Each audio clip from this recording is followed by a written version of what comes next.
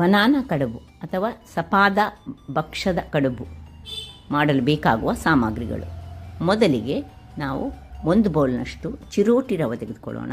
ಅದರೊಟ್ಟಿಗೆ ಅರ್ಧ ಬೌಲ್ನಷ್ಟು ತುಪ್ಪ, ಅರ್ಧ ಬೌಲ್ನಷ್ಟು ಬೆಲ್ಲ, ಅರ್ಧ ಬೌಲ್ನಷ್ಟು ತೆಂಗಿನ ತುರಿ ಹಾಗೂ ಸ್ವಲ್ಪ ಏಲಕ್ಕಿ. ಬಾಳೆಹಣ್ಣು ಮುಖ್ಯವಾಗಿ ಬೇಕು. ಈಗ ಮೊದಲಿಗೆ ನಾವು ಈ ಚಿರೋಟಿ ರವೆಯನ್ನು ಒಂದು ಬಾಣಲೆಯಲ್ಲಿ ಇಟ್ಟುಕೊಂಡು ಅದನ್ನು ಹದಾ ಉರಿಯಲ್ಲಿ ಚೆನ್ನಾಗಿ ರೋಸ್ಟ್ ಮಾಡಿಕೊಳ್ಳೋಣ. ರೋಸ್ಟ್ ಮಾಡಿಕೊಂಡಾಗ ಅದು ಉಬ್ಬಿ ಬರ್ತದೆ. ಅಷ್ಟೊತ್ತಿಗೆ ಒಂದು ಪಿಂಚ್ ಆಫ್ ಸಾಲ್ಟ್ ಅಂದರೆ ಒಂದು ಚಿಟಿಕೆಯಷ್ಟು ಉಪ್ಪನ್ನು ಹಾಕ್ಕೊಂಡು ಚೆನ್ನಾಗಿ ತಿರುಗಿಸಿ, ನಂತರ ಅರ್ಧ ಬೌಲ್ನಷ್ಟು ಈ ತುಪ್ಪವನ್ನು ಅದರಲ್ಲಿ ಹಾಕಿ ಹದಾ ಉರಿಯಲ್ಲಿಯೇ ಅದನ್ನು ಒಂದು 5 ನಿಮಿಷಗಳ ಕಾಲ ರೋಸ್ಟ್ ಮಾಡಿಕೊಳ್ಬೇಕು. ಈ ತುಪ್ಪ ಅದರಲ್ಲಿ ಮಿಶ್ರಣವಾಗಿ ಒಂದು ಘಮ ಬರೋವರೆಗೆ ಇದನ್ನು ಹುರಿದುಕೊಂಡು ನಂತರ 2-3 ಬಾಳೆಹಣ್ಣನ್ನು ಚೆನ್ನಾಗಿ ಕಿವುಚಿಕೊಳ್ಳೋಣ.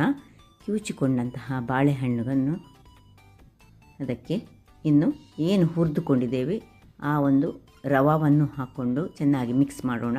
ನಂತರ ತೆಂಗಿನ ತುರಿ ಹಾಗೂ ಬೆಲ್ಲ ಹಾಗೂ ಏಲಕ್ಕಿ ಪುಡಿಯನ್ನು ಮಿಶ್ರಣ ಮಾಡಿಕೊಂಡು ಒಂದು ಬ್ಯಾಟರನ್ನು ರೆಡಿ ಮಾಡಿಕೊಳ್ಳೋಣ.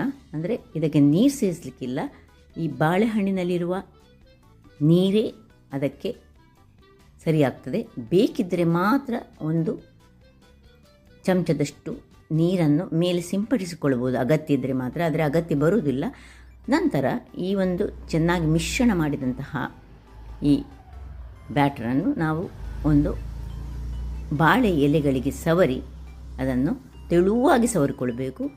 ಈ ಸ್ಟೀಮರನ್ನು ಇಟ್ಟುಕೊಂಡು ಸ್ಟೀಮ್ ಮಾಡಿದರೆ ರುಚಿಕರವಾದ ಹಾಗೂ ಆರೋಗ್ಯದಾಯಕವಾದ ಸಪದ ಭಕ್ಷ್ಯ ಹೇಗಿರ್ತದೆ ನೋಡಿ. ಸತ್ಯನಾರಾಯಣ ಪೂಜೆಯ ಟೈಮ್ನಲ್ಲಿ ಒಂದು ಸಪದ ಭಕ್ಷ್ಯ ಕೊಡ್ತಾರೆ, ಅದರ ರುಚಿ ಹೇಗಿರ್ತದೆ ಅದು ಎಲ್ಲರಿಗೂ ಇಷ್ಟವಾದುದು.